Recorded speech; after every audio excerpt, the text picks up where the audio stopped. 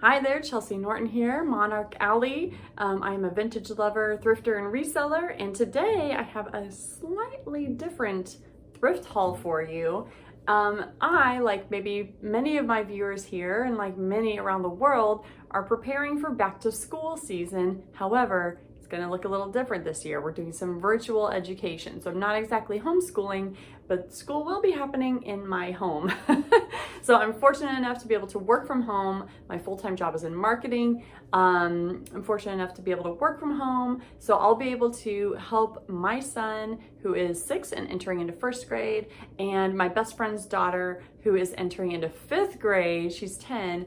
I'll be helping them do their virtual education. So I'm trying to set up a bit of a schoolroom, education center. I don't exactly know, but I definitely want it to be efficient and productive for them and a space where they can really just maximize their education this school year. So I thought, what better than to use my thrifting prowess, is that the right way to say that? Oh well, to help set this up and then show all of you that it can be done on a budget, because we're all just trying to figure this out in our own unique ways, and it's not easy, y'all. It's not easy. So I don't exactly know how I'm gonna do this, but what I did was I actually just went thrifting with my son, and he helped me make a list before we went, and he helped me pick out some items. So I'm gonna show you some of that and also just talk through some other things that you can kind of be on the lookout for to help set up your homeschooling, distance learning, station, room, what have you in your house. So he and I made a list, so I have, on my notebook paper, of some shopping ideas. So I'm just gonna kind of share some of these ideas with you and then show you what we found afterwards.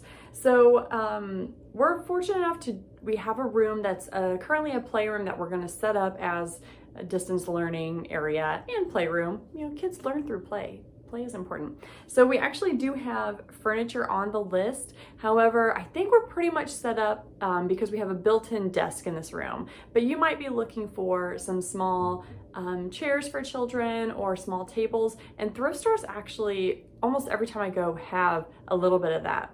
So one thing to note before I even really dive into this is keep in mind that you're going to need to have some patience. It might take a few trips over the a few weekends, but that's good because you don't have to have everything set up right away. I mean, just whatever the school really says they need, and then get the things that you discover that you need along the way to help you stay organized and get the projects done.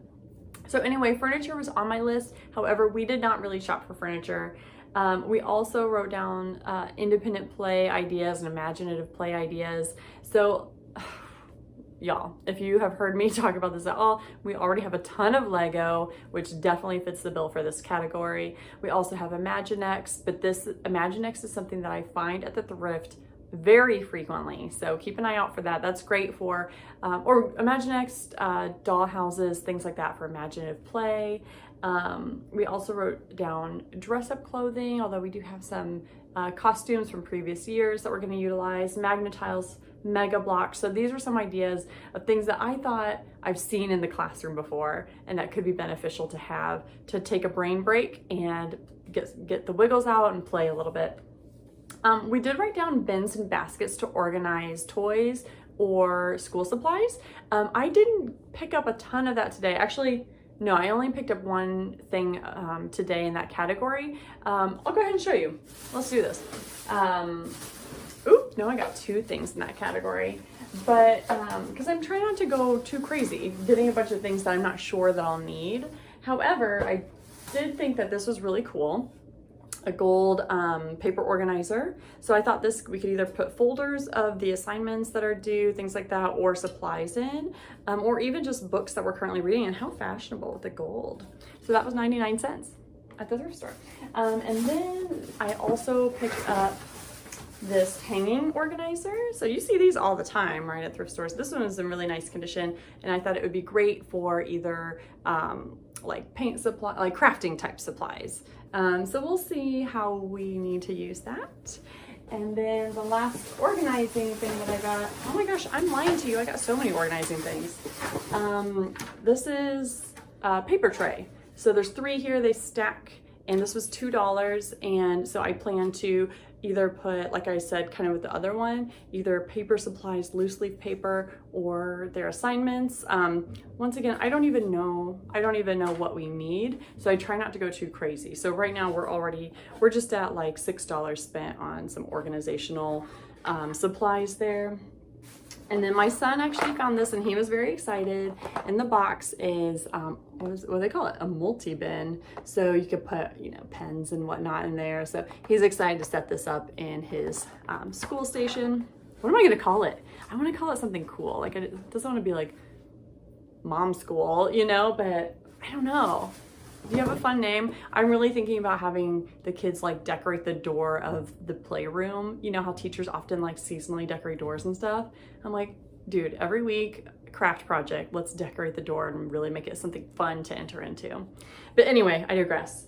Okay, so for real, those are all the organizational things I got today. But in the past, I have gotten baskets, bins, all kinds of great things you can find. A lot of times you'll find the cube shelving units at thrift stores, and every homeschooling video that I've watched has heavily utilized bin systems like that. So keep an eye out for something like that if you think that would benefit you and your space. Okay, so other items that I had on my list, so that was a lot of the organizational stuff. Then I had books for fun and reference books. And so we definitely found a ton of books. So I'll just show you like some of the ones we picked out. The pizza puzzle. I need to actually look up the appropriate age for this, but I thought this was something the 10-year-old might want to read. Who doesn't love pizza, right? It's a mystery type book. My son found the Star Wars activity book that still has the lightsaber pin in it, and a SpongeBob book. We've been watching a lot of SpongeBob lately. I don't know. I actually picked these up to probably resell. I have not checked the comps or value, but this definitely looked like a book I had when I was a kid, and it says first edition 1993. So I thought maybe if I paired these two together, I might be able to flip these. And that's another little tool or trick that I have for you, is that while you're getting some of the items that you're going to use for your personal use, I say this all the time, get some items that you can sell online to then get your items for free, essentially. So if I got these for $2 and can sell them for 10, then that helps me pay off some of the items that I'm going to use for personal use. So give that a try. So I got those books. Oh my goodness, I found some Lisa Frank sticker books. Well, actually, no, it's more like a stationery set. This one definitely looks like a design I remember seeing when I was a kid. So this one might be older, I don't know. Paper packet, but these could be modern, who knows. And this has little raccoons on it. I thought these would be fun for if we end up with some kind of chart to get your homework done, to have stickers and fun things as incentives to get those tasks done, because I anticipate it being a lot harder to get through it. Okay, I gotta speed this up. Lego Creators Book, Simpsons comic. It's educational, y'all. It says, get some fancy book learning. We're Simpsons fans, so we're not hiding that from the kids. My son picked out Phineas and Ferb book. I found this Habitats book that has animals, so this would be a fun little reference book. And then I got a huge stack of these Leapfrog books. So I might keep some of these for us, but we don't even have a Leapfrog thing. So my actual intention was to try to list these. They're all in really nice condition, but I don't know anything about this Leapfrog Leap Start system or how it works. So gotta do some research there. What else did we get? We also, thrift stores are great to find some games and puzzles as kind of a brain break, a different way to use your brain. Halloween charades. I'm so excited for this. This would be a great thing for us to do in between Zoom meetings or whatever, Zoom classes. Okay, so what else was on my list? So I got a lot of books and games. Some other things you can look out for: binders, stickers, trays for if you're playing with Play-Doh or doing messy projects, or even like table covers, like, what words am I saying? Washable tablecloths. I was looking for a bulletin board and I did find one. So this one is actually like metal. It's a little dingy, it's a little dinged up, but metal, so it's so we can put magnets on there, but then it does have little holes for you know, pins. So I'm excited for that, so we can put their projects on there. It's gonna look cool. I do need a clock in that room so we can keep track of the dang time. I also was looking for maps and educational decor. I didn't find a lot of that, but I do think like if you find some books, oh, I've already lost my reference book, but if you find some books that talk about animals or geography, you could actually take out a page. I know, taking a page out of a book, terrible, but you could frame some of those as like easy references to have on the wall, and then you can change it out when you want to. And then basic supplies like scissors, glue, paper. I actually didn't really find a lot of that today. Some other things that I thought would be helpful that I didn't find today were tech supplies. So if they're doing a lot of computer learning, like the kids will be using their Chromebook a lot, it will be good to have some headphones. So if they want to be in the same space together, they can learn in the same space without hearing each other's, you know, teachers and getting a little mixed up with that. So we're going to be on the lookout for some more headphones, although we do have one for each kid. It'd be nice to have some extra when they ultimately break. And what else? Other tech supplies I thought would be a power strip might be a helpful thing to find at a thrift shop.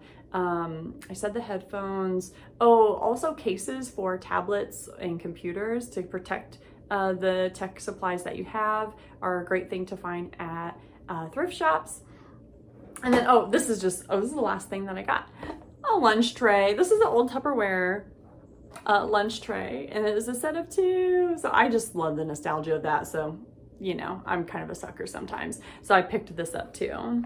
But yeah, so that's pretty much all I have for today. I really felt like we did a great job on this one thrift trip. In other trips, I've gotten other books like drawing books. I think those are a great thing to have on hand, crafting books. So I'm really excited to get the space set up. I'll try to show you some pictures maybe in future videos of how it turns out. But definitely, if you're virtual learning, distance learning, homeschooling, however you're kind of handling this new school year and a new time, try to think thrifty, save yourself a couple dollars, and just really get the things you need and hone in on the things you need. I hope you enjoyed this video, and if you have any tips and tricks for homeschooling and setting up that space, let me know. Like I said, we're not actually homeschooling, we're doing the virtual education, but I'm a little nervous, mostly excited to have the opportunity to help out the kids in this way. But yeah, let me know and like and subscribe, and that's all I got for you today. Have a good one. Bye.